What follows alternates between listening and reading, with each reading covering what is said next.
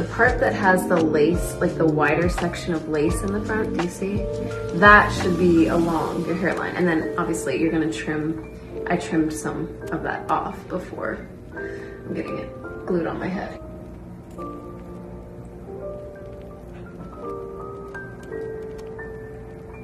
These are the lace front ones. So these are meant for frontal hairline because they have a little bit more of like a natural edge to them, so they look good along the front.